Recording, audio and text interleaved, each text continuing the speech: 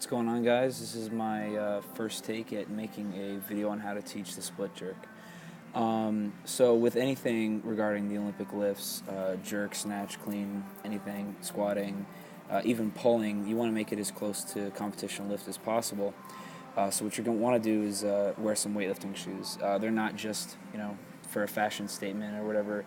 The raised heel helps in many different ways. I'm not going to go too deep into it here, but it allows you to keep a more upright torso, and so if they're available to you, use them. If not, they're not an absolute necessity if you're just trying to learn the jerk in general.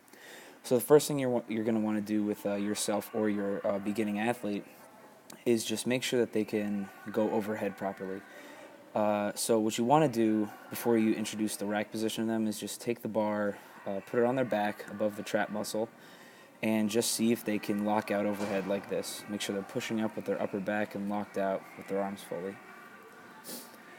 Then the next thing you're going to want to do is you're going to introduce the front rack position. So your elbows are going to be up, the bar is going to be resting in your deltoid. See, I just flossed my arms here to make sure I had good mobility there. And then I'm just going to do the same exact thing as last time. I'm going to just press the bar overhead. I'm going to keep it close to my body as it passes my face. I'm going to push my head through. I'm going to make sure I have that same good overhead position. So that's the thing you want to do with any good lift, is teach the end position and start position. So the end position for a jerk is overhead. The beginning is the front rack. And the best way to teach that is with the strict press, which is what you see here. So this would be the first formal progression you would use. Another small thing to be aware of, you just keep your feet angled out so that when we dip, we're allowed to stay on our heels, as opposed to if we were our toes pointed straight out. If we bend our knees, we would come onto our toes, so small thing to be aware of. Next thing is just a note about the rack position. You don't want your elbows too high, because with this position, if you were going to go overhead, you would have to do a reaching motion, as opposed to if it were elbows straight down and out. It's just a pressing motion like that. So with the jerk, that's the position you want to be in, not the elbows too far up. Just a note about the rack position there.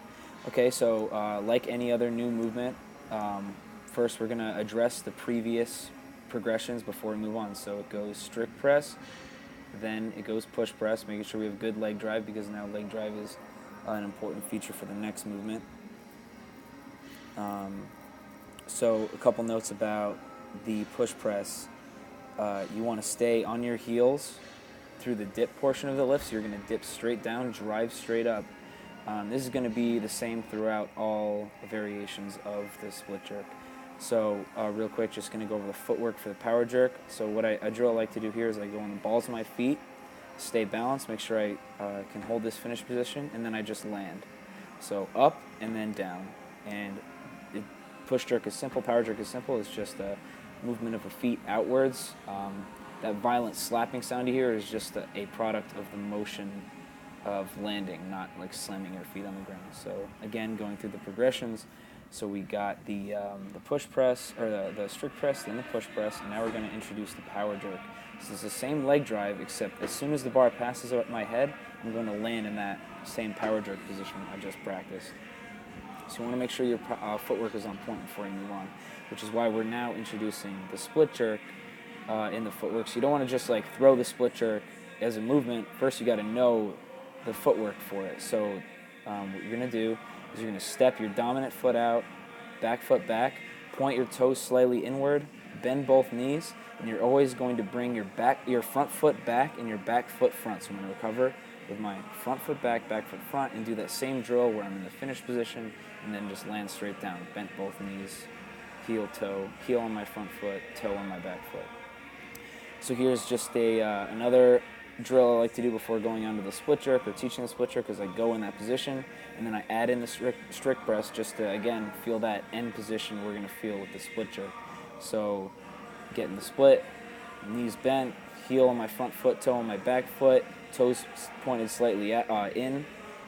Overhead position is nice and strong, activating my upper back and fully locked out. So now I'm going to add in the full motion of the split jerk. Too easy. Finishing with my head through, straight dip, straight drive, front foot out, back foot back, my body stays neutral. And that's the split jerk.